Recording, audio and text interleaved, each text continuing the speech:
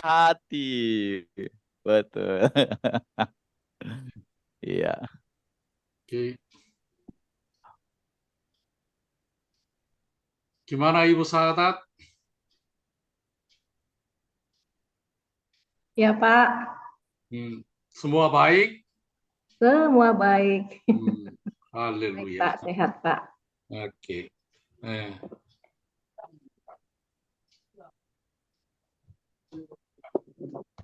Ah.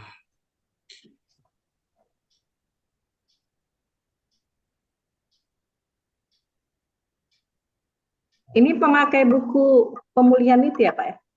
Ya, pemulihan ibadah. Iya Pak. Ini pertama. Iya. Hari ini kita yang keberapa? Ya,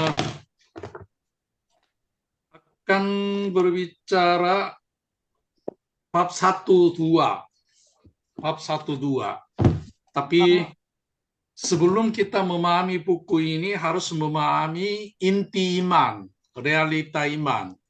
Kalau jika tidak berdasarkan iman, segala sesuatunya akan menjadi dosa. Ya, khususnya ibadah juga. Oleh karena itu, apa artinya berdasarkan ibadah yang berdasarkan iman? Ya, yaitu berdasarkan realita iman. Jika tidak ada realita iman, ibadahnya itu juga akan rusak. Oleh karena itu, kemarin dan hari ini saya berbicara tentang realita iman. Realita Ya. iman. Ya, Oke. kemarin saya minta Pak Yakub untuk merekam Pak. Katanya akan di-share di YouTube Pak, biar bisa saya tonton. Oke. Oke, mari kita berdoa ya. Allah Bapa kami yang di surga, kami sungguh mengucap syukur karena kasih-Mu, anugerah-Mu, perlindungan-Mu, serta berkat-Mu yang Engkau berikan sampai hari ini. Karena itu kami bisa hidup dan bisa melayani Engkau. Kiranya Tuhan terus memberkati kami dan menolong kami, supaya kami layak dipuji oleh Engkau, dan kami layak disebut oleh Engkau sebagai hamba-Ku yang setia dan baik. Kiranya Tuhan memimpin kami dan menolong kami. Karena itu kami berkumpul dan belajar tentang ibadah yang berkenan di hadapan-Mu. Kiranya Tuhan membuka mata hati kami dan mata rohani kami, supaya kami layak mengerti kebenaran-Mu, dan kami layak menyiapkan ibadah yang benar, dan kami layak menyenangkan Engkau ya Tuhan. Kami juga berdoa untuk teman-teman kami yang belum gabung dengan kami. Kiranya Tuhan menggerakkan hati mereka, kiranya Tuhan menolong mereka, supaya kami akan menjadi sehati sepikir untuk melayani-Mu dan untuk memuliakan nama-Mu. Kami serahkan tempat dan waktu ini ke dalam tangan-Mu. Dalam nama Yesus kami berdoa. Amin. Amin. Oke, saya sudah menyatakan PPT-nya kepada saudara-saudara ya. Memang ini sangat-sangat penting. Kalau tidak berdasarkan ini, semuanya akan menjadi sia-sia. Dalam keluarga sehari-hari juga sama. Jika ada orang yang berselingkuh, oleh karena itu hati nuraninya merasa sayang kepada pasangannya itu, maka lebih giat menolong pasangan, lebih giat memberi hadiah kepada orang lain, dan lebih menolong pekerjaannya untuk menutupi kesalahan. Ketika kita melaksanakan demikian, pasti itu adalah munafik. Di hadapan Tuhan juga sama. Di hadapan Tuhan juga sama. Kalau kita sedang berselingkuh, tapi saya memberi persembahan kepada Allah, saya rajin berdoa kepada Allah, saya rajin membaca Alkitab, padahal dosa saya tidak berbalik kepada Tuhan, semuanya itu akan munafik. Saya merasa banyak jemaat dan banyak gereja sedang munafik. Karena apa? Mereka belum memiliki iman, belum menyatakan iman, tapi mereka beribadah kepada Tuhan. Oleh karena itu, walaupun memberi banyak persembahan, walaupun giat melayani Tuhan, jika kita tidak memiliki iman yang benar, jika kita tidak memiliki kesetiaan yang benar di hadapan Tuhan, semuanya itu akan menjadi sia-sia. Kata lain, jika kita tidak memiliki iman yang benar, berarti kita sendiri menjadi Allah. Kalau kita sendiri menjadi Allah dan mau melayani Tuhan, Tuhan tidak akan senangnya. Hal itu tidak berkenan kepada Allah. Tapi dari mata Tuhan berkata bahwa itu adalah munafiknya. Oleh karena itu kita harus kembali kepada iman yang sejati. Iman yang sejati. Jika kita tidak memiliki iman yang sejati, apa yang kita lakukan ini akan dijadikan munafiknya. Akan dijadi munafik. Kemarin saya bilang, iman adalah percaya ada Allah dan percaya Allah akan memberi upah kepada kita. Ketika kita beribadah, setiap orang harus mengaku ada Allah di depan saya.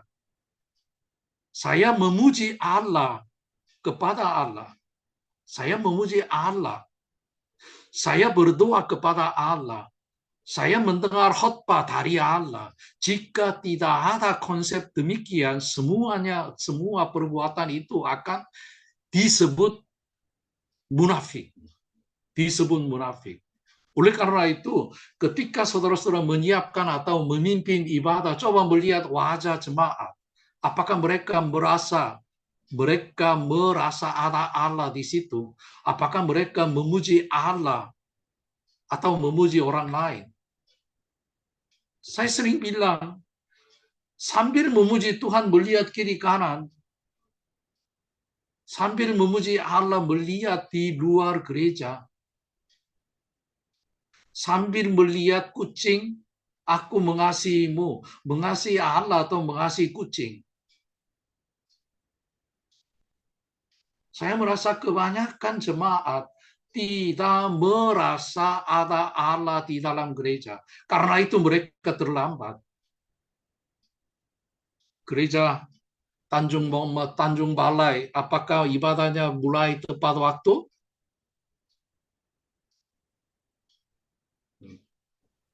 Tepat waktu, Pak. Hanya lewat 2 menit.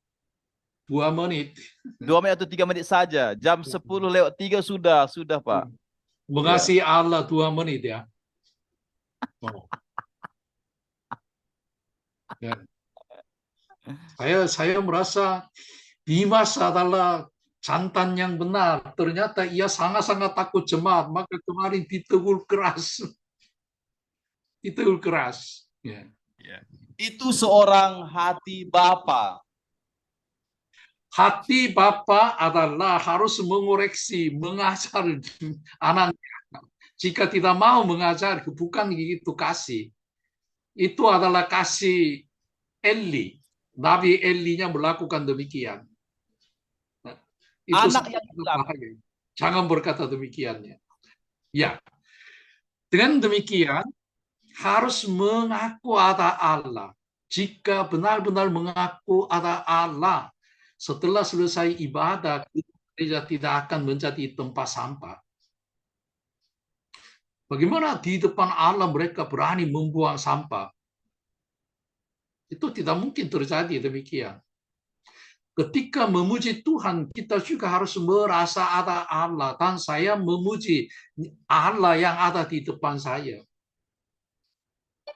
Ketika ada doa, harus mengaku ada Allah di depannya. Jika tidak melaksanakan demikian, itu semuanya adalah berselingkuh. Harus mengaku ada Allah.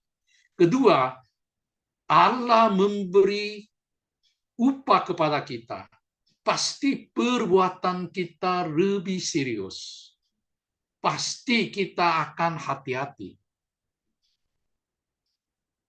Karena mereka tidak mengaku ada Allah dan tidak percaya Allah akan memberi upah, maka mereka melakukan secara kebiasaan mereka. Mereka melakukan secara sembarangan.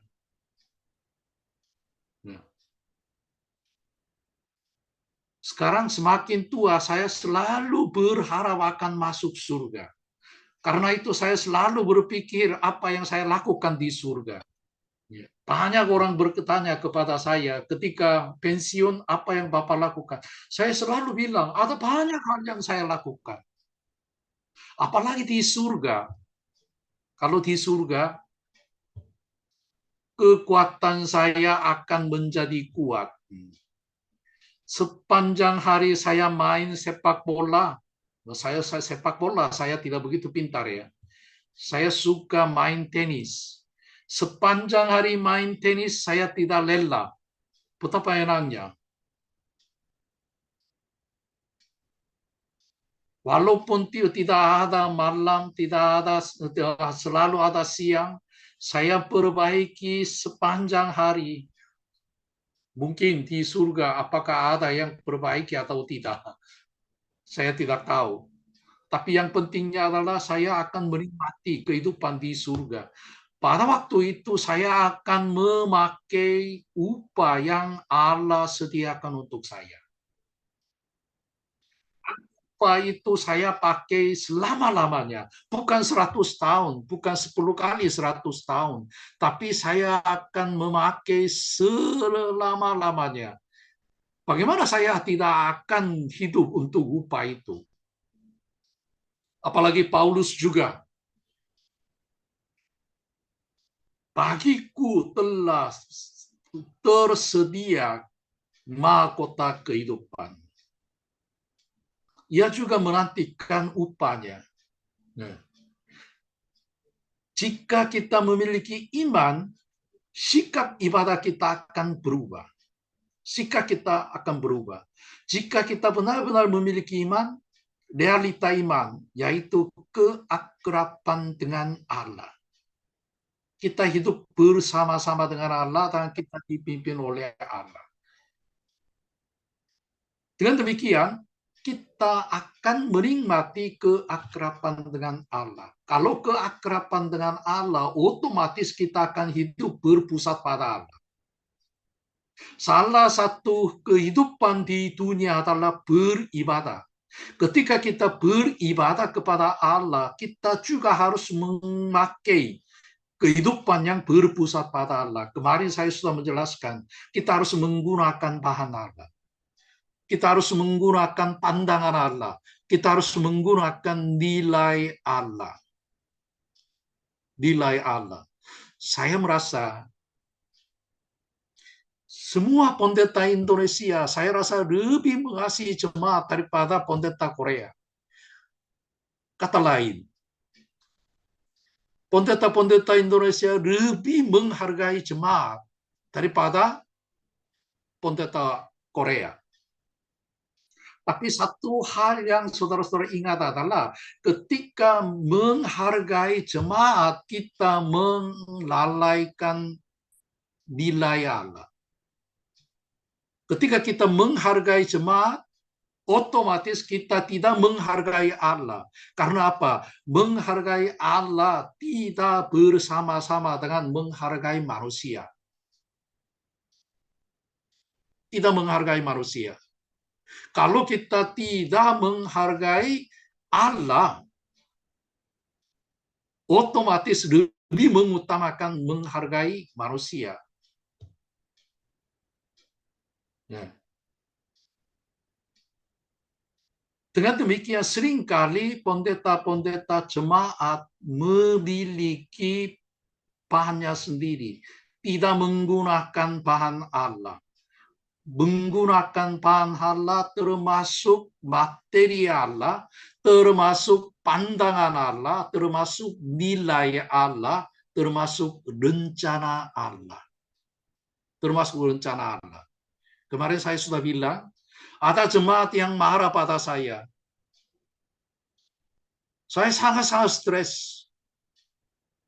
Saya mulai membenci dia. Ketika saya berdoa di hadapan Tuhan, Tuhan bilang, apakah dia marah padamu? Dia marah padamu?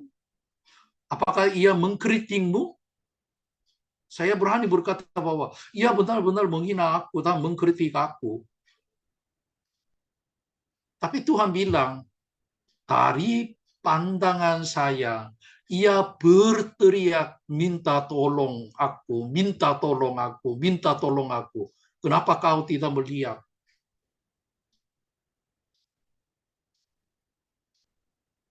Karena ia punya akal pahit. Karena ia punya luka batin.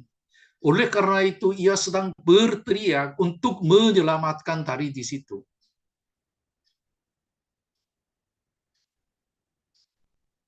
Saya menilai dia dengan pandangan saya. Oleh karena itu, saya marah pada dia.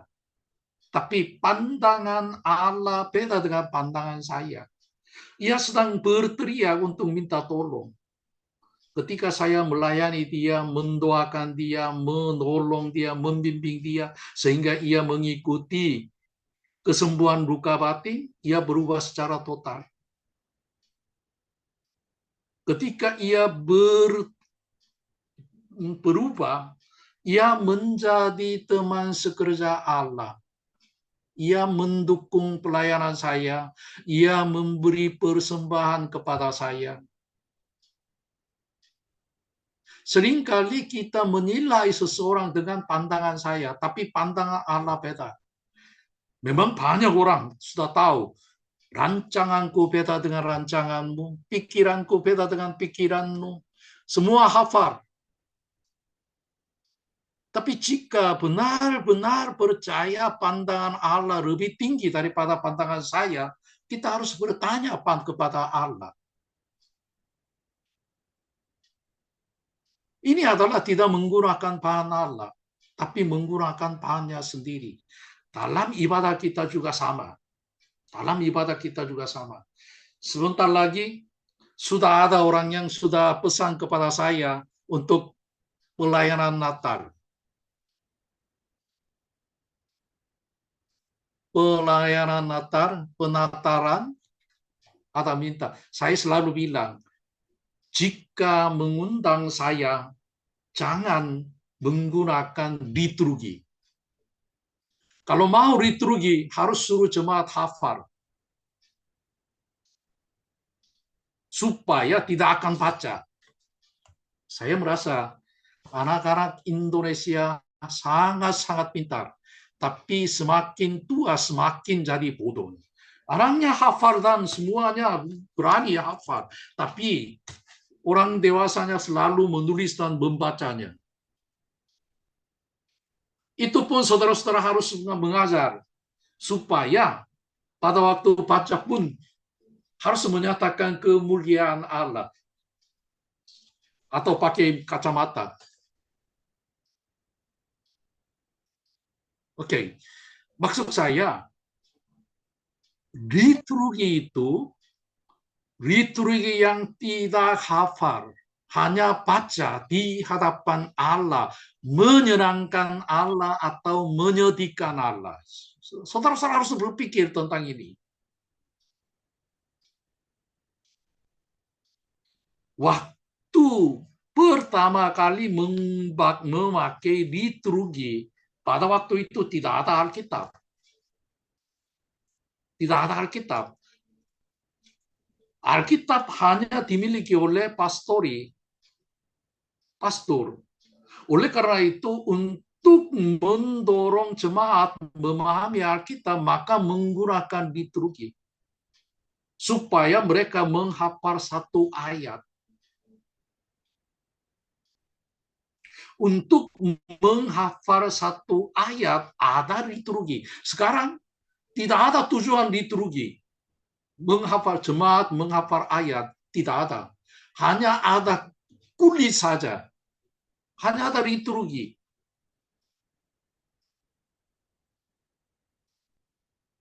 Walaupun saudara-saudara melaksanakan liturgi, tidak ada gunanya. Tidak ada gunanya untuk jemaat. Kalau menulis kemudian, menulis pun bukan dengan tangannya sendiri, pendeta menyiapkan, atau pendeta print, kemudian kasih kepada jemaat. Jemaat hanya baca. Hal itu tidak ada gunanya untuk jemaat. Apalagi tidak ada gunanya untuk Tuhan juga. Kalau begitu, kenapa melaksanakan liturgi?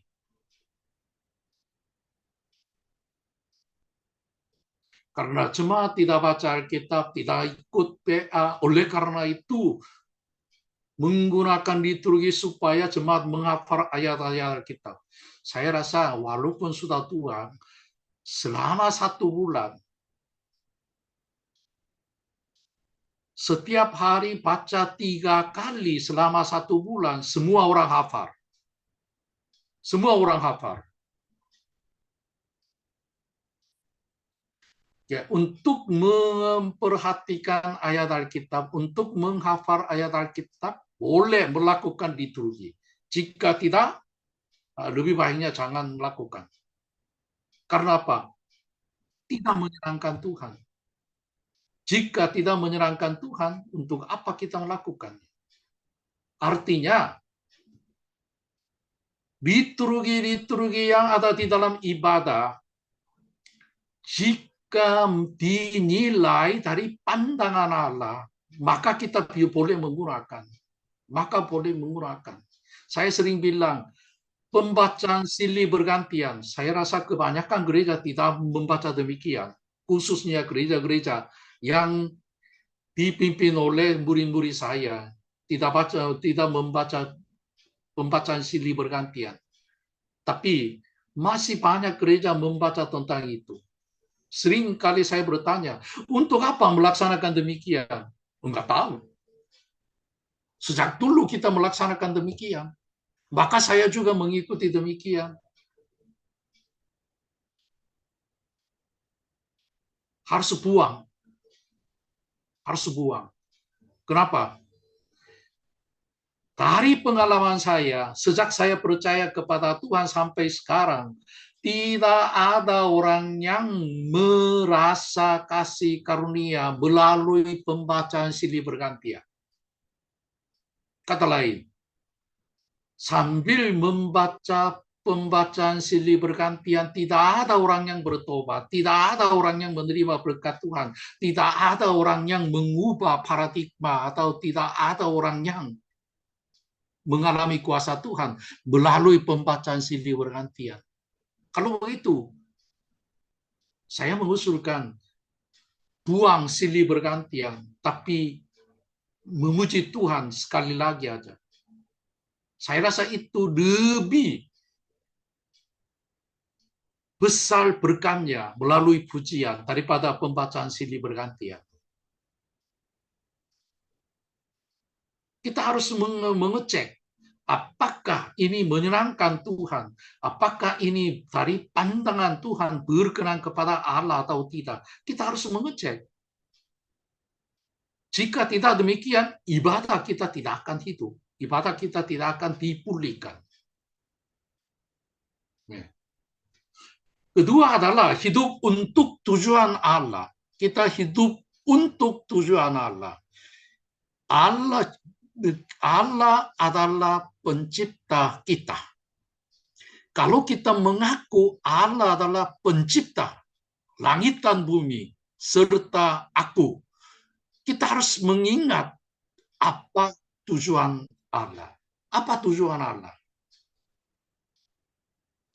Jika tidak mengetahui tujuan Allah, segala yang kita usahakan, segala yang kita korbankan, itu akan menjadi sia-sia. Itu akan menjadi sia-sia. Saya sering bilang, saya lahir tahun 1955. Perang Korea selesai 53. 2 tahun kemudian saya lahir di Korea. Ketika saya lahir di Korea, ternyata Korea adalah negara yang sangat-sangat miskin. Lebih miskin daripada Indonesia. Apalagi ketika saya masuk SMP kelas 3, Bapak saya bilang kepada saya, aku tidak layak menyekolahkan kamu sampai universitas. Karena itu, jangan pergi ke SMA, harus pergi ke SMK. Saya adalah orang yang baik, tidak menolak permintaan Bapak, maka saya jadi siswa SMK. ketika selesai SMK, saya bekerja di pabrik, tapi teman-temannya menjadi mahasiswa. Apalagi pada zaman itu, ada perselisihannya sangat besar orang yang lulus universitas dan orang yang lulus SMK. Ini sangat-sangat besar. Orang yang lulus universitas bekerja di kantor dan menjadi pemimpin. Tapi orang lurus itu adalah pekerja. Maka saya bilang, makan mengelas, makan mengelas, makan mengelas, tidur. Makan mengelas, makan mengelas, makan mengelas, tidur. Tidak ada harapan apa-apa. Tidak ada harapan apa-apa. Oleh karena itu saya sering mengeluh kepada orang tua saya, kenapa saya lahir dari keluarga miskin.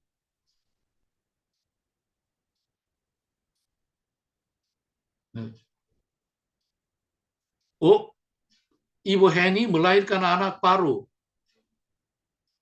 Wah, bukan ya, jemaat ya. Nah, karena sesuai dengan perkataan Dimas, beranak cucu. Orang yang beranak cucu banyak, saya sangat-sangat menghargai ini. Yang melahirkan dua harus bertobat ya. Oke. Apalagi pekerjaan di pabrik itu sangat-sangat kasar. Sangat-sangat kasar. Memang sekarang ada serikat pekerja, tapi pada zaman itu tidak ada serikat. Oleh karena itu disiksa dan diejek dan lain-lainnya. Karena itu harapan saya adalah mendapat uang. Sampai anak saya belajar di universitas. Ini adalah harapan saya. Tapi saudara-saudara, ketika saya belajar tentang teologi dan ketika saya menjadi misionaris, saya merasa semuanya ini adalah kasih karunia Tuhan. Dulunya saya mengeluh karena keluarga saya miskin. Tapi setelah saya menjadi misionaris, Tuhan mengizinkan saya lahir di keluarga miskin supaya saya menjadi misionaris. Saya bekerja sebagai pekerja yang kasar, tukang las. Itu juga kasih karunia Tuhan. Itu juga kasih karunia Tuhan. Kenapa? Walaupun saya tinggal di Indonesia, saya merasa kehidupan misionari di Indonesia itu lebih baik daripada kehidupan tukang las di Korea.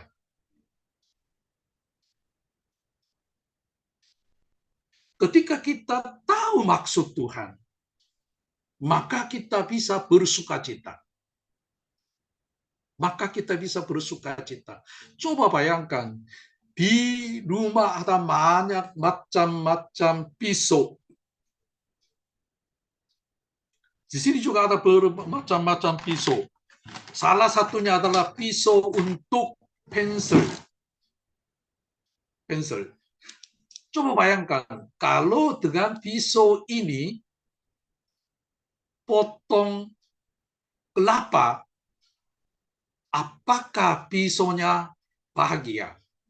Apakah orang yang menggunakan pisau ini bahagia? Dua-duanya tidak bahagia.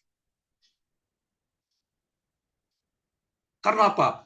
Maksudnya berbeda. Pisau yang ini untuk potong pensil, untuk potong kertas, bukan untuk memotong kelapa. Tapi jika pisau kelapa menggunakan untuk potong kertas atau potong pensil, itu juga tidak enak. Tidak enak.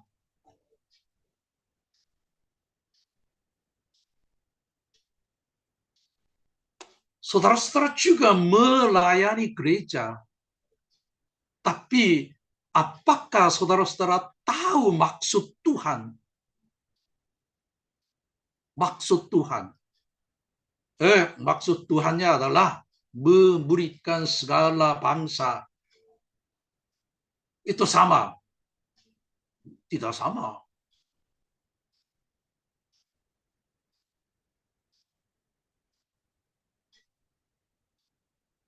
Bukan gereja yang memberikan segala bangsa, tapi ada tujuan yang khusus yang diberikan kepada gereja saudara. Jika gereja saudara tidak mencari tujuan, pasti gereja saudara tidak akan bahagia, dan jemaat saudara juga tidak akan bahagia. Karena tujuan Allah, maksud Allah berbeda satu dengan yang lain. Berbeda satu gereja dengan gereja lain.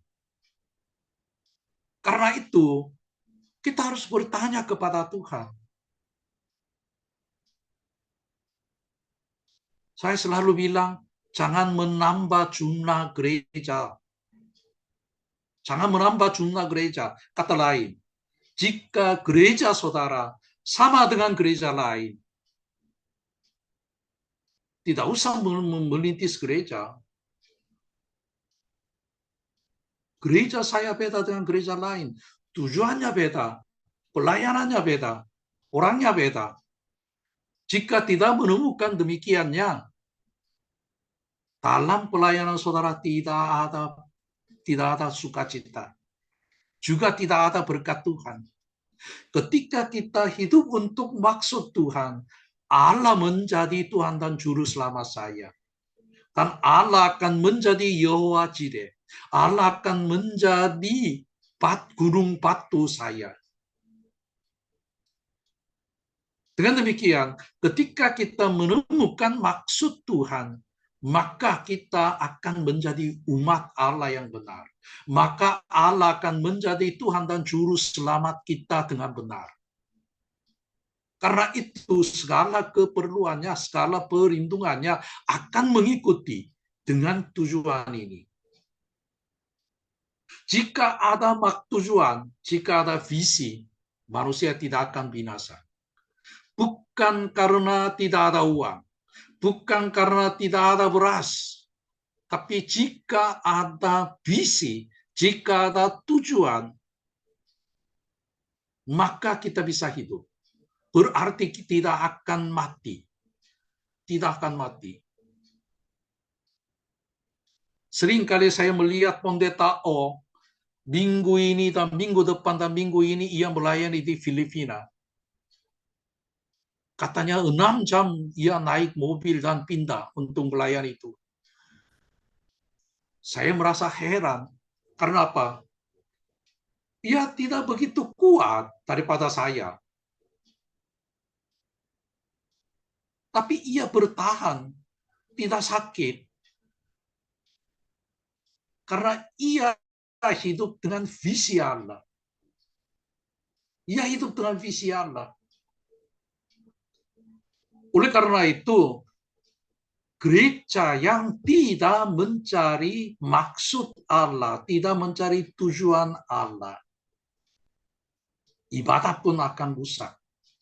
Ibadah pun akan rusak. Karena apa? Jika tidak mencari maksud Allah, berarti gereja yang hidup sesuai dengan maksud seseorang. Jika tidak hidup untuk maksud Allah, mereka hidup dengan maksudnya sendiri. Kalau hidup dengan maksudnya sendiri, otomatis tidak mengaku Allah. Tidak mengaku Allah. Jika hidup dengan maksudnya sendiri, tidak ada hidup Allah di dalam gerejanya, di dalam pelayanannya, di dalam keluarga itu. Karena itu kita harus mencari maksud Allah. Kenapa Allah mengizinkan saya lahir di Indonesia? Kenapa Allah mengutus saya di tempat ini? Kenapa saya melayani gereja seperti ini? Di sini ada maksud Tuhan.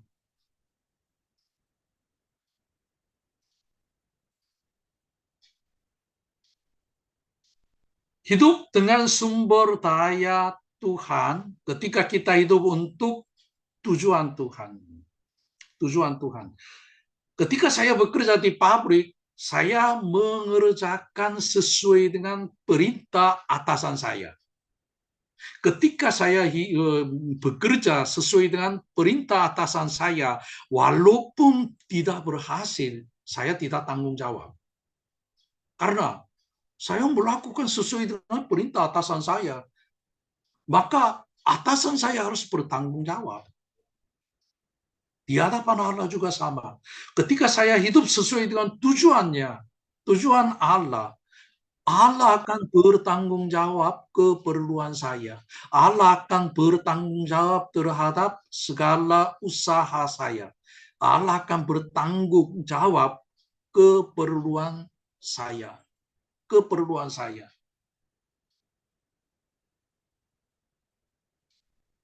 Oleh karena itu, mengetahui maksud Allah sama dengan mengetahui tujuan kehidupan saya. Sama seperti kita menjaga nyawa kita, kita harus menjaga visi kita.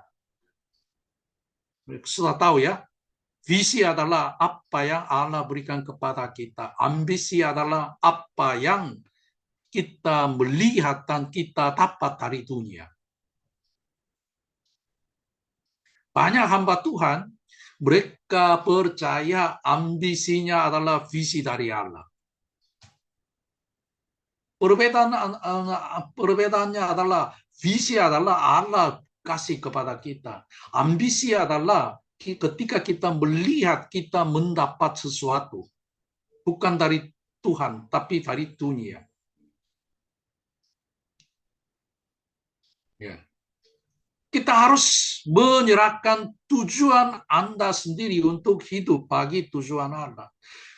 Jika kita hidup untuk tujuan Allah, jika kita hidup untuk maksud Allah, pertama-tama kita harus membuang maksud kita dan tujuan kehidupan kita. Kalau kita sudah menjadi hamba Tuhan, tidak mungkin saudara-saudara hidup untuk maksudnya sendiri. Tetapi banyak orang memiliki maksudnya sendiri. Misalnya, kita berdoa di hadapan Tuhan. Kiranya Tuhan memberkati aku supaya aku akan menyampaikan khotbah dengan baik. Khotbah dengan benar. Melalui khotbah kita bisa mempengaruhi jemaat, mengajar jemaat, dan mengubah kehidupan jemaat untuk Tuhan. Tapi sebagiannya, saya merasa ini 1% atau 5% saja. Ketika saya menyampaikan khotbah dengan baik, maka jemaatnya akan bertumbuh. Sehingga gereja saya akan bertumbuh. Ketika gereja saya bertumbuh, akan mendapat gajinya besar. Pasti jemaat akan memberi mobil yang baik kepada saya. Apakah tidak ada harapan demikian? Apakah tidak ada tujuan demikian? Walaupun kita memiliki maksud sendiri dalam 1%, Allah menganggap kau hidup untuk tujuannya sendiri. Sebagaimana kita tahu Saul, ia berarti 99,99%.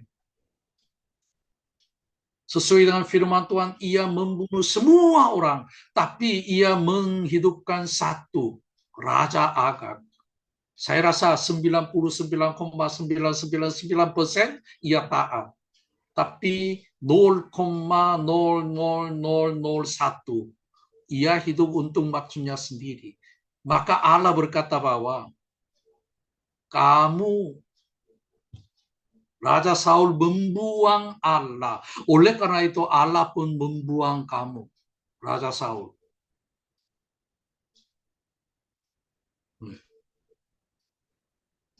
Seringkali kita melihat banyak hamba Tuhan hidup maksudnya sendiri, untuk maksudnya sendiri. Dari pandangan Allah. Memang dari pandangan saya, dari pandangan pribadi, mereka royal 99,99.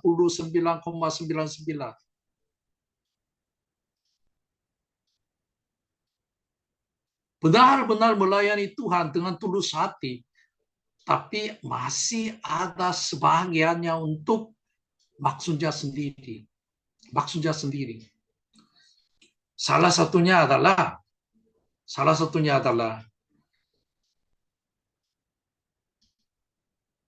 dalam persembahan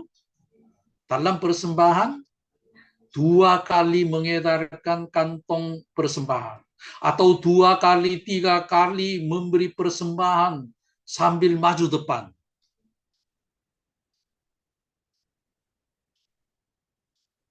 Apa maksudnya ini?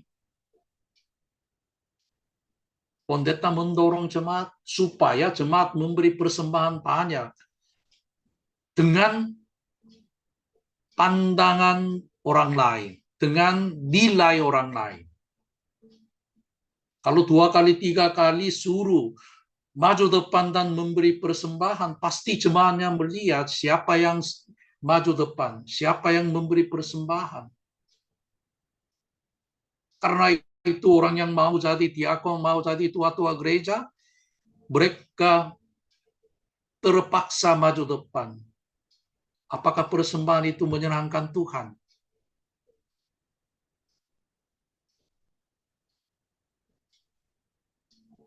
Dengan demikian, kalau kita tidak hidup untuk tujuan Tuhan, seringkali kita menggunakan program demikian.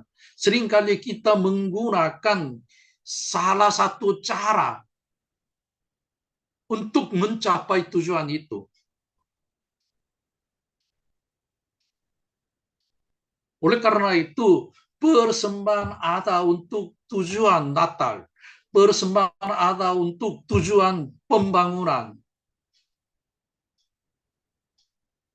Karena itu ibadahnya rusak. Apakah ibadah digunakan untuk mencapai Natal, untuk mencapai pembangunan? Sehingga bukan Allah berpusat dalam ibadah, tapi pembangunan menjadi pusat dalam ibadah. Atau perayaan Natal menjadi pusat dalam ibadah. Pasti Tuhan akan marah.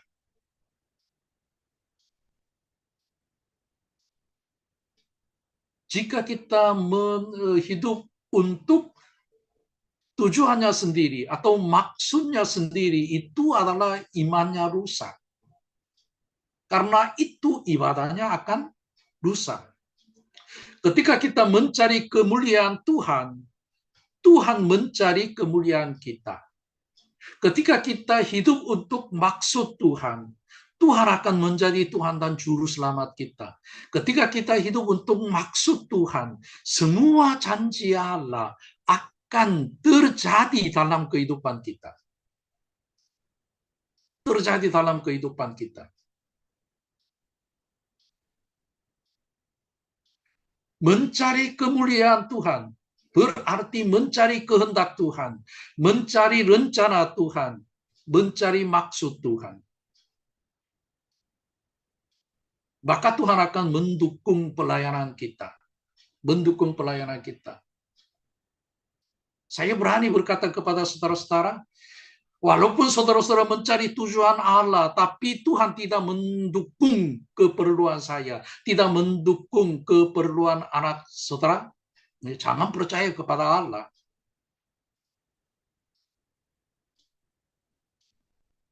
Karena Allah kita adalah Allah yang sangat-sangat setia, tidak pernah mengubah janjinya. Karena itu, untuk hidup maksud Tuhan, kita harus menyerahkan maksud sendirinya. Maksud sendiri.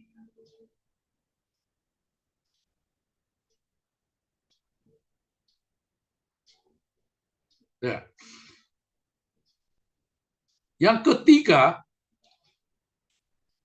kehidupan berpusat pada Allah. Ciri khas yang ketiga adalah kita hidup dengan cara Allah. Kehidupan dengan cara Allah. Kita sudah tahu bagaimana Musa menyelamatkan, mengeluarkan bangsa Israel dari Mesir ke tanah Kanaan. Bagaimana Yosua menyeberangi sungai Yordan. Bagaimana Yosua menghancurkan kota Yeriko. Semuanya itu dari cara Allah, bukan cara manusia. Bukan cara manusia. Mereka selalu akrab dengan Tuhan dan selalu mendengar suara Tuhan dan selalu menaati cara Allah yang Allah berikan kepada mereka sehingga mereka melaksanakannya.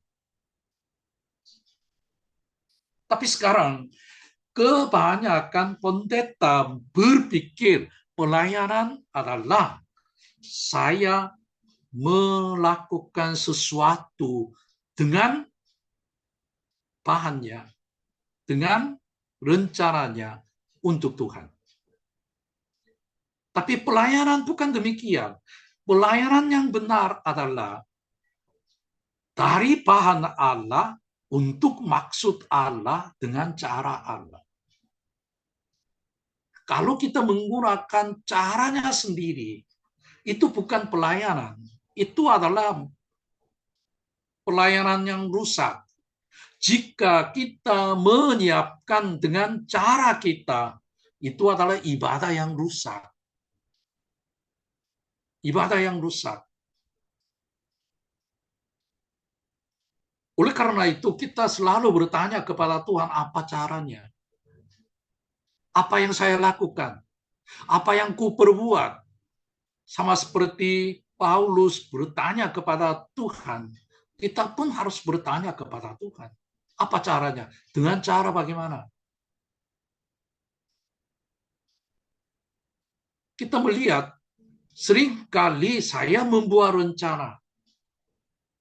Setelah itu, untuk melaksanakan rencana, bagaimana saya akan mendapat keperluan saya. Keperluan saya. Cara bagaimana akan mencapai keperluannya itu, mereka melaksanakan demikian.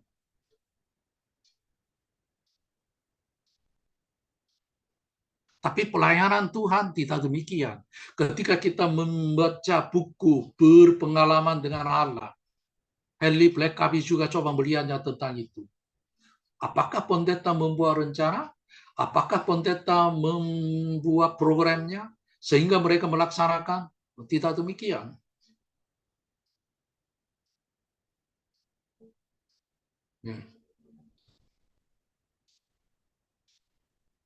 Sekarang saya sering melihat tentang itu.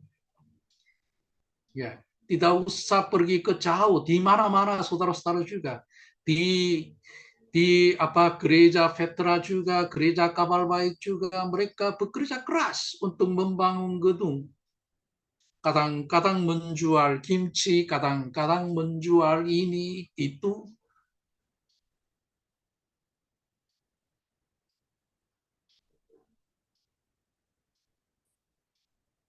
Tapi saya bertanya, apakah itu berasal dari Allah atau tidak? Jika tidak berasal dari Allah, harus buang. Tetapi kita harus mengajar.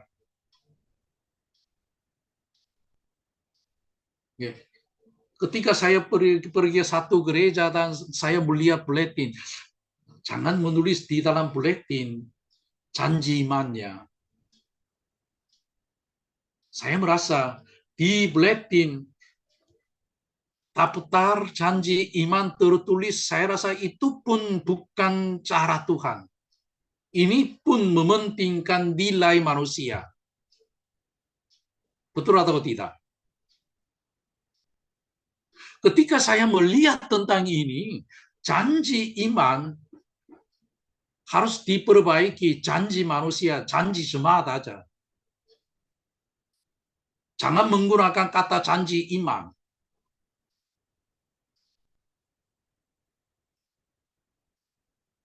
Kenapa saya berkata demikiannya? Bukan janji iman, tapi janji manusia. Karena saya melihat yang paling besarnya adalah 1 juta, yang biasa-biasanya 500. Biasa-biasanya 500. Kalau saya hitung 500, saya merasa pendapat 1 bulan. Dari pendapat 1 bulannya adalah 1/5. 1/5. Atau 1/6. Karena saya hitung 1 hari mendapat 100.000, 1 bulan adalah 2,5 juta. 2,5 juta ya 500 berarti 1/5. Saya merasa ini adalah janji sesuai dengan keadaan ekonomi masing-masing.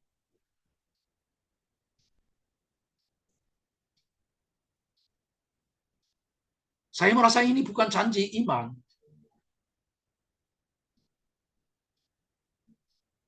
Janji iman adalah saya bertanya kepada Allah, Tuhan, dengan kasih karunia-Mu, gereja kami membangun gedung gereja. Berapa saya janjinya?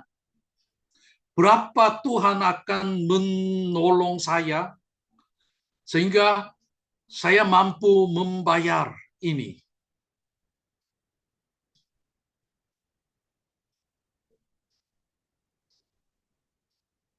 Saya merasa jawaban Tuhan yang paling cepat adalah ketika saya bertanya, berapa saya persembahan? Tuhan langsung jawab. Langsung mengingat jumlahnya dari pikiran saya, dari hati saya. Ternyata Tuhan sangat-sangat suka persembahan kita. Ketika bertanya kepada Tuhan, kira-kira berapa Tuhan akan bicaranya? Sebelumnya, kita harus mengingat, kenapa Tuhan minta persembahan kepada kita? Kenapa Tuhan minta persembahan kepada kita? Apa maksud Tuhan sehingga ia minta persembahan kepada kita? Ponteto O selalu bilangnya, ketika kita pergi ke Korea perlu uang, tapi ketika Allah pergi ke Korea tidak perlu uang. Betul kan? Tujuan persembahan dari Allah adalah melalui persembahan kita mengalami kuasa Tuhan. Jika berjanji 1/5 dari pendapat saya rasa tidak akan mengalami kuasa Tuhan. Tidak akan mengalami kuasa Tuhan.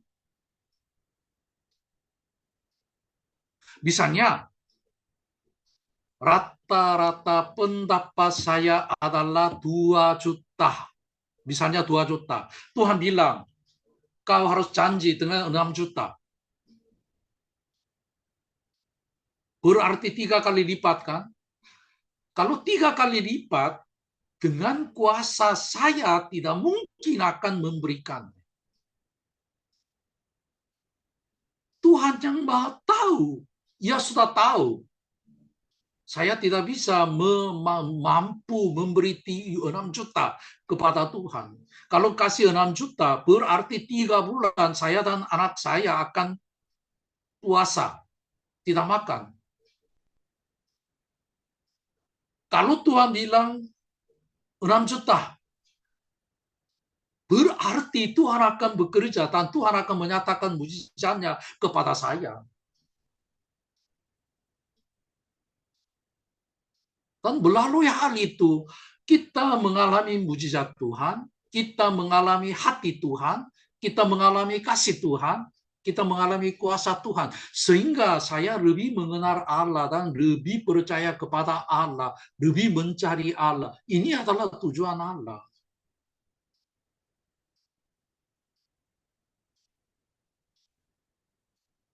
Kalau kita janji iman sesuai dengan keadaan ekonomi saya, jangan pakai janji iman, hanya janji aja. Atau janji manusia.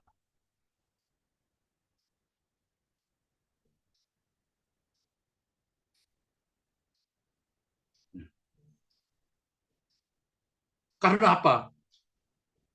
Sesuai dengan janji itu, walaupun kita memberi persembahan, tidak menyenangkan Tuhan. Memang menyenangkan Tuhan. Sedikit menyenangkan Tuhan. Tapi kita tidak bisa mengalami kuasa Tuhan yang ada di dalam janji iman.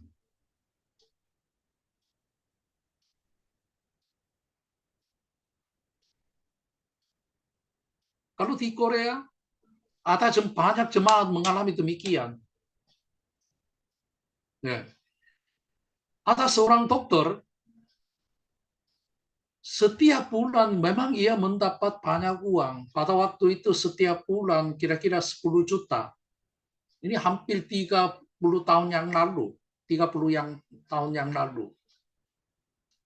Pendapat satu bulan 10 juta. Tapi ketika ia bertanya untuk membangun gedung gereja, Tuhan berkata bahwa 100 juta. Berapa kali? 10 kali lipat. 10 kali lipat.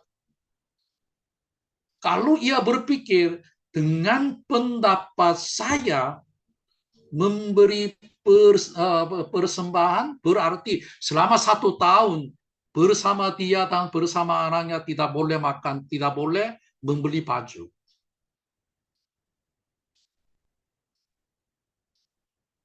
Ketika ia mengambil keputusan, oke, saya akan serahkan 10 juta. 100 juta. Setelah itu, ia mengumpulkan uang yang ia miliki. Uang yang ia miliki.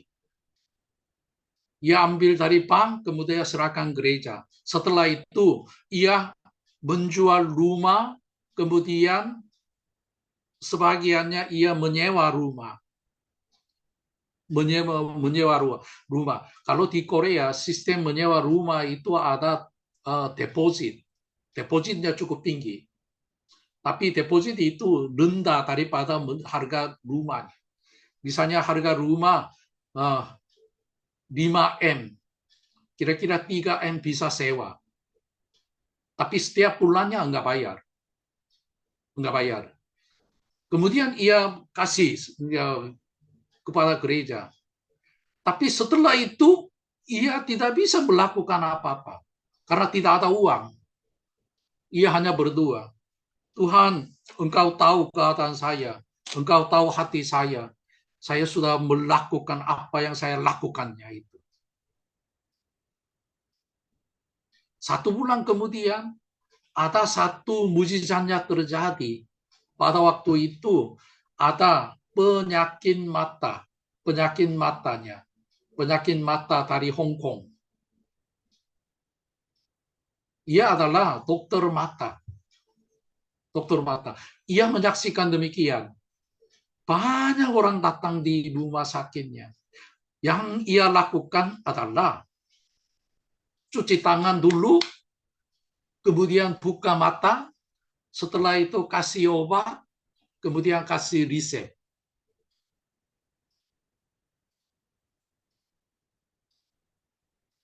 Kata dia, dalam 10 menit ia periksa 1 orang. Dari pagi jam 8:30 sampai jam 7 malam ia periksa orang sakit matanya itu. Selama 6 bulan ia mengerjakan demikian, semua hutangnya kembalikan. Dan rumah pun bisa dipulihkan lagi. Setelah selesai 6 bulan itu, setelah ia kembalikan semuanya, ia menepati janjinya, penyakit itu sudah hilang di Korea. Apa yang Tuhan berbicara, Tuhan bertanggung jawab. Ini adalah janji iman. Tujuannya adalah melalui hal itu kita mengalami kuasa Tuhan. Melalui hal itu kita mengalami kuasa Tuhan dan mengenal Tuhan, memahami Tuhan, sehingga kita lebih akrab dengan Tuhan. Ini adalah tujuannya. Tampaknya Jeremy. Nah, Jeremy. Jeremy ke kamar mandi. Oke. Untuk pemulihan ibadah, kita harus memulihkan iman kita. Kita harus memulihkan realita iman. Kita harus memulihkan kehidupan kita. Jika tidak terjadi demikian, kita tidak berharap pemulihan ibadah. Pemulihan ibadah. Saya sudah menjelaskan tentang 3 hal ciri khas kehidupan berpusat pada Allah. Menggunakan bahan Allah untuk maksud Allah dengan cara Allah. 3 hal ini harus terjadi dalam kehidupan kita, dalam ibadah kita, dalam gereja kita. Jika tidak terjadi demikian, berarti kita menjadi Allah dan kita melawan Allah. Apa yang kita lakukan, semuanya itu tidak akan diterima oleh Allah. Ini adalah dasar dari pelayanan kita, dasar dari ibadah kita, dasar dari pelayanan kita. Oleh karena itu, semua kegiatan gereja harus diperiksa dengan iman, dengan realita iman dan kehidupan iman. Ketika kita memahami ini dengan benar, maka kita tahu apa itu ibadah yang benar.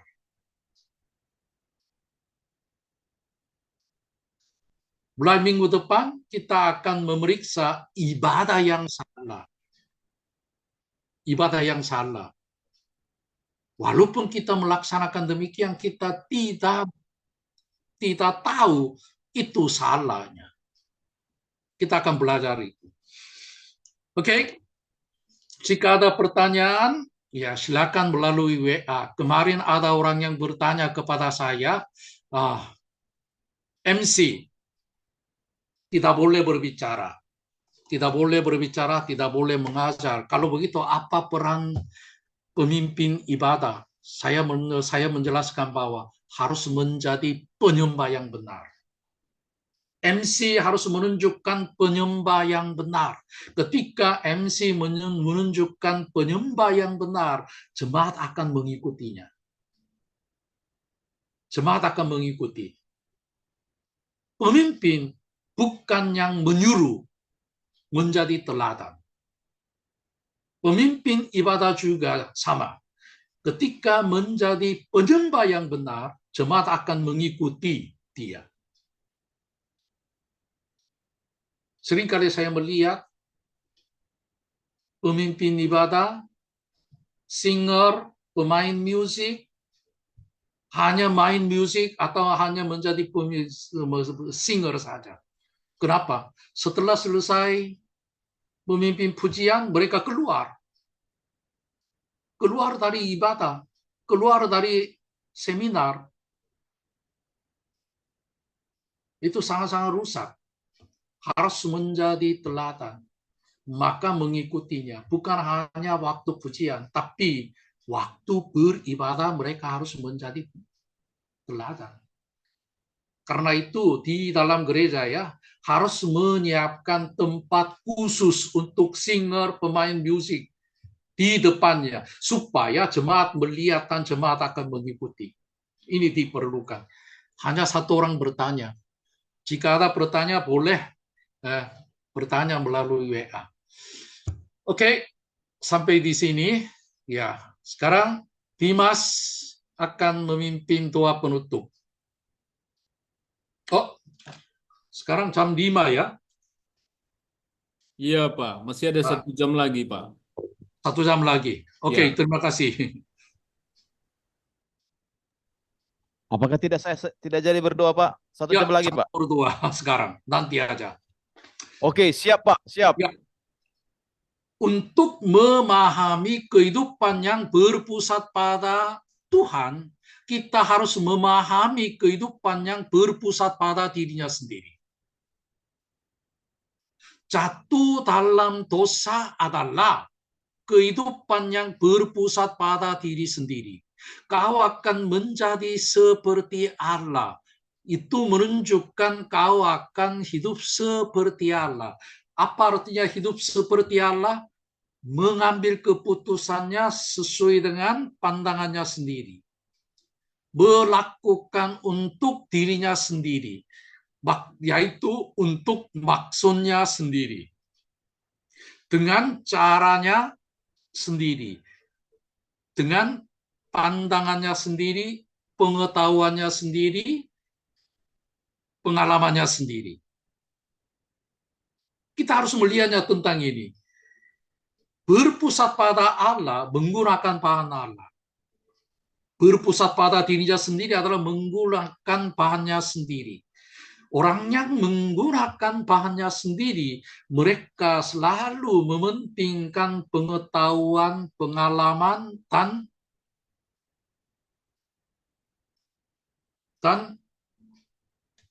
maksud kebudayaannya. Maksud dan kebudayaan. Seringkali saya melihat banyak gereja dan banyak jemaat menggunakan bahannya sendiri.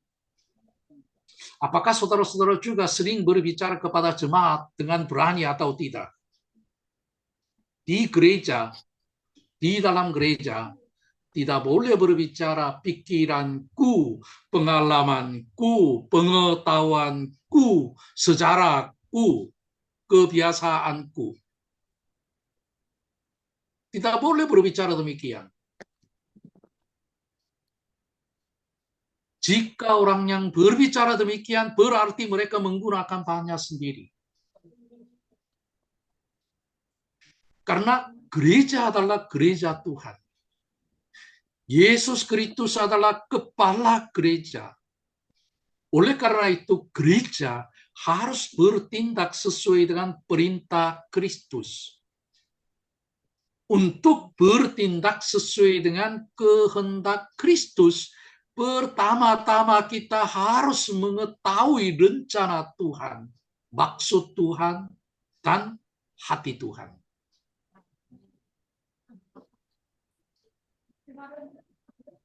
Untuk itu, gereja harus menyiapkan suasana ini. Misalnya ini, hari ini ada rapat panitia gereja. Saya bertanya kepada salah satu anggota panitia gereja, ya, tentang apa hari ini berbicara? Dia bilang, enggak tahu. Enggak tahu. Berarti rapat panitia gereja berkumpul untuk mencari maksud atau kehendak jemaat. Kehendak jemaat.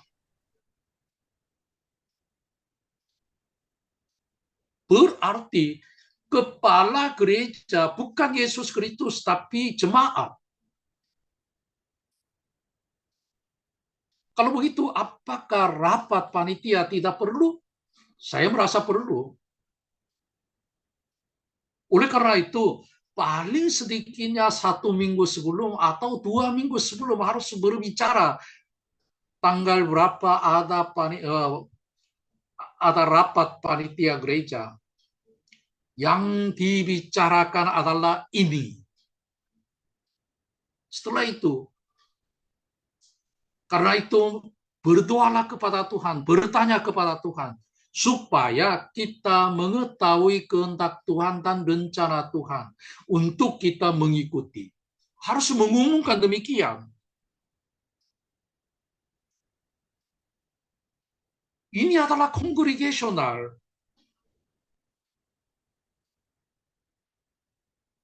Jika tidak terjadi demikian, sistem kongregasional adalah sistem yang paling buruk. Paling buruk. Kenapa begitu? Aku satu suara, pendeta satu suara, Yesus juga satu suara.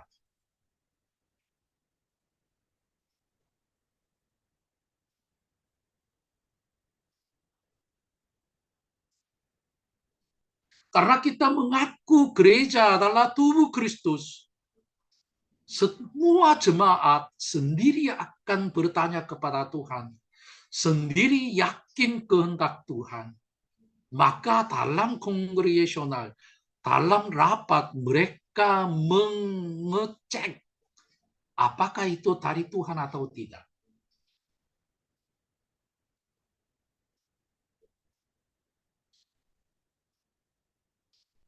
Misalnya, pendeta, saya berdua dan saya merasa ini adalah kehendak Tuhan. Ayo mari kita melakukan. Jemaatnya tidak setuju.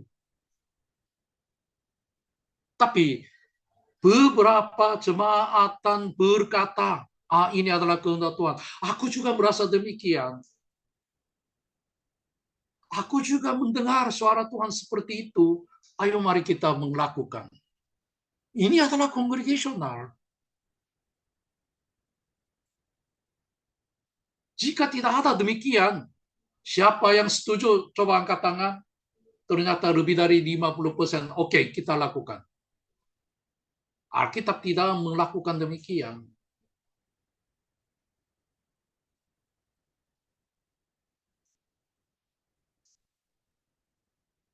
Dengan demikian, ada banyak tanda-tanda yang menggunakan bahannya sendiri. Menggunakan bahannya sendiri. Di dalam ibadah juga, seringkali kita menggunakan bahannya sendiri ini. Nah. Yang kedua adalah hidup untuk maksudnya sendiri. Untuk maksudnya sendiri. Banyak hamba Tuhan, termasuk saudara-saudara juga sama. Selalu berfokus pada pertumbuhan gereja. Dalam buku ini berkata bahwa ada penyakit yang hampar, penyakit yang besar adalah penyakit pertumbuh gereja. Penyakit menumbuhkan gereja. Untuk menumbuhkan gereja, mereka berani mencuri domba. Mereka berani negosiasi dengan jemaat. Mereka berani menjual jabatan gereja kepada jemaat. Memang di Indonesia mungkin tidak terjadi. Di Korea juga ada orang kaya dan bisa negosiasi. Datanglah gereja saya, kami akan menubuhkan sebagai tua-tua gereja.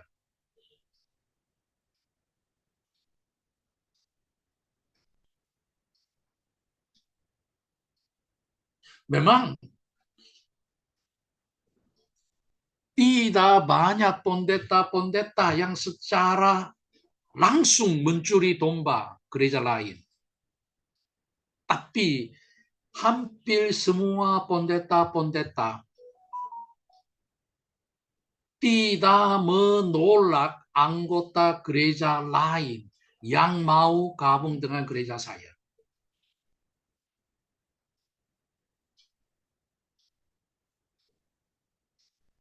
Jika sudah jadi orang Kristen, mau gabung dengan gereja saya, karena ia pindah, boleh terima. Tapi gereja dekat mau pindah gereja saya, kita harus menolak. Jika tidak menolak, mereka akan menjadi jerat untuk gembala sidangnya.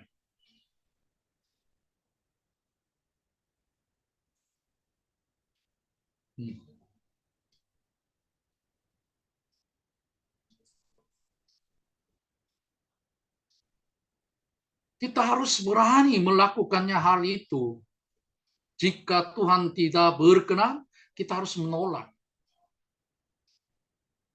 Apa saja tidak berkenan kepada Allah harus menolak. seperti GBKP, HKBP, banyak jemaat ketika selesai ibadah langsung merokok. Gereja Baptis tidak boleh melakukan demikian, harus berani mengusir.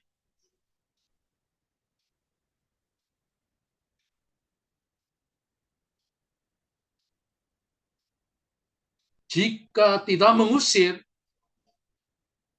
tidak bisa membina jemaat yang baik, jemaat yang setia. Dan jemaat yang setia walaupun pindah di kota saudara dan mencari gereja, ketika ia melihat jemaatnya melakukan demikian, tidak mau bergabung dengan gereja saudara.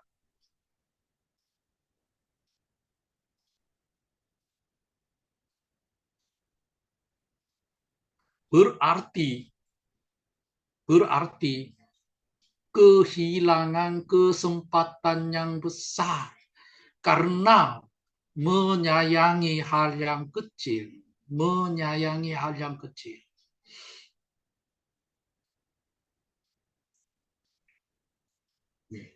Paling sedikitnya adalah kalau mau merokok di rumahmu aja, di sini nggak boleh. Supaya mereka mengetahui itu adalah gereja, itu adalah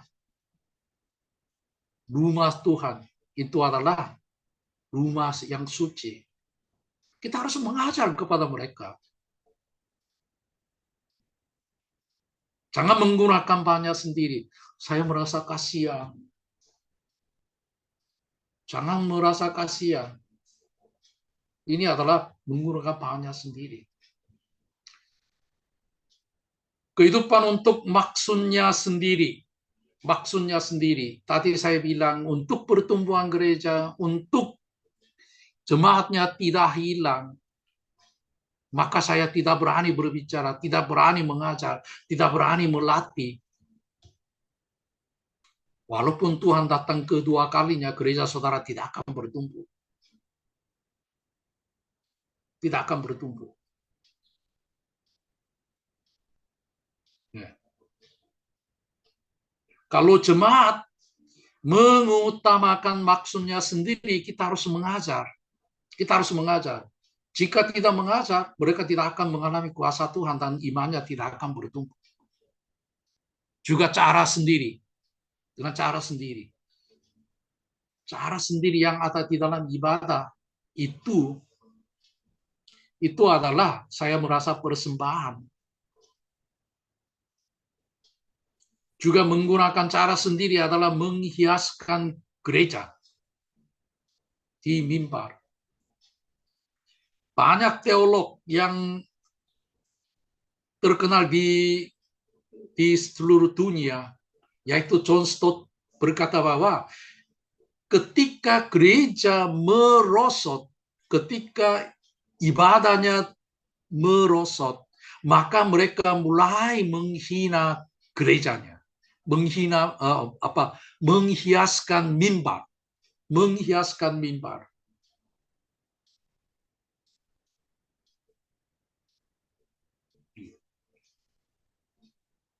Saudara harus berpikir, ketika kita mencantikkan mimbar, menggunakan bunga, menggunakan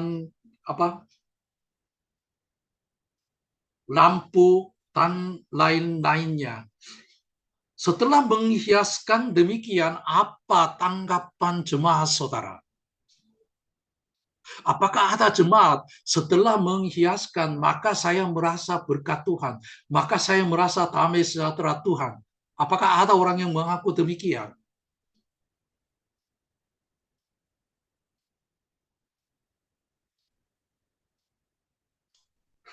Ya, sebagai gembala sidang, saudara-saudara harus mengamati jemaat. Kapan mereka merasa diberkati oleh Tuhan, atau kapan mereka merasa menerima kasih karunia Tuhan? Melalui hiasan, melalui pujian, melalui khotbah, melalui persembahan, melalui doa syafaat. Coba mengecek tentang ini melalui angket.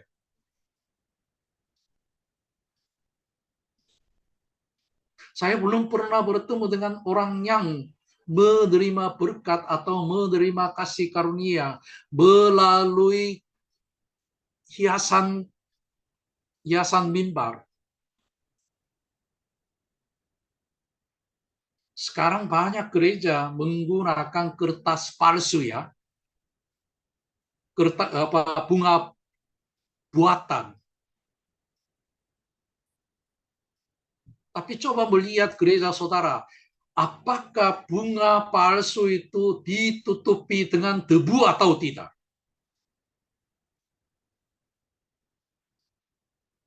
Kira-kira berapa kali sebulan membersihkan bunga itu?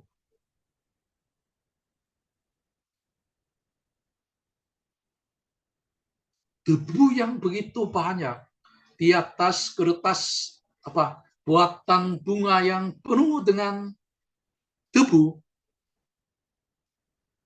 Apakah Roh Kudus tinggal di situ? Apakah Roh Kudus bekerja di situ?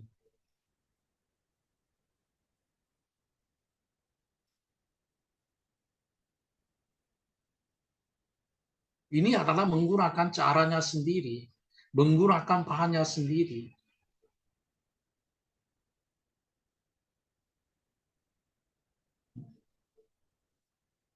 Ketika kita hidup berpusat pada dirinya sendiri, berarti kita melawan Allah karena saya menjadi seperti Allah. Kalau saya melawan Allah, di situ tidak ada pekerja Tuhan. Pekerja Tuhan. Apakah saudara-saudara mau menolong orang yang melawan saudara?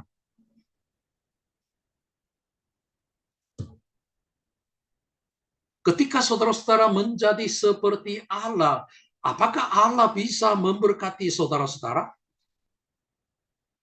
Jika ada jemaat yang menghina saya tidak bisa mendoakan dia. Saya tidak bisa memberkati dia. Apalagi kita menjadi seperti Allah, bagaimana Allah akan memberkati kita? Bagaimana Allah akan bekerja untuk saya? Ini mustahil.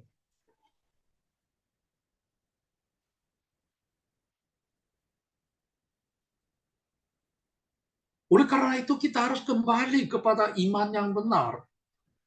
Kepada iman yang benar. Kita harus memiliki kehidupan yang berpusat pada Allah, bukan berpusat pada diri sendiri. Kalau ini tidak diterapkan dalam ibadah, Allah tidak bisa bekerja dalam ibadah kita. Dalam ibadah kita. Karena itu, setiap susunan ibadah kita harus periksa dari pandangan Allah. Apakah Tuhan berkenan susunan ini? Berkenan susunan ini? Masih di dalam ibadah kita doa syafaat. Terlalu panjang, terlalu panjang.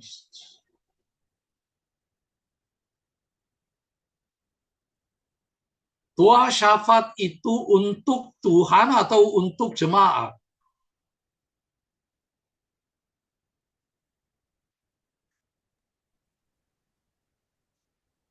Banyak orang berkata bahwa untuk Tuhan juga, untuk jemaat juga.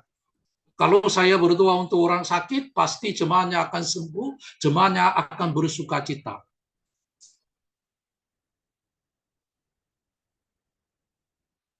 Ya. Jika gereja yang melaksanakan doa syafaatnya panjang di dalam ibadah hari Minggu pagi, berarti kemungkinan besar mereka tidak akan berdoa hari Jumat. Jika hari Jumat ada jam doa, jangan berdoa doa syafaat di hari Minggu pagi. Kenapa? Ibadah hari Minggu pagi selalu berpusat pada Allah, bukan berpusat pada jemaat. Harus diutamakan Allah. Oleh karena itu, kita akan belajar apa itu ibadah. Apa itu ibadah? Ya, kita sudah belajar ya, apa itu ibadah. Definisi ibadah itu apa? Siapa yang berani berbicara? Siapa tahu ada hadiah yang khusus. Ketemu Oke, dengan Allah, Pak. Dimas, Dimas dulu. Eh, berpusat pada Allah, Pak. Hah? Berpusat pada Allah. Berpusat pada Allah saja. Jangan abstrak, masih harus di toko ini. Bertujuan pada Allah. Bertemu dengan Allah, Pak. Bertemu dengan Allah. Oke, dapat Bertemu dengan hadiah. Allah. Jika tidak bertemu dengan Allah, ibadahnya itu sia-sia.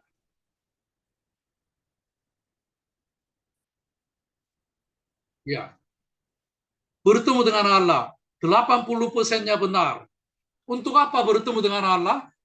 Tujuannya apa?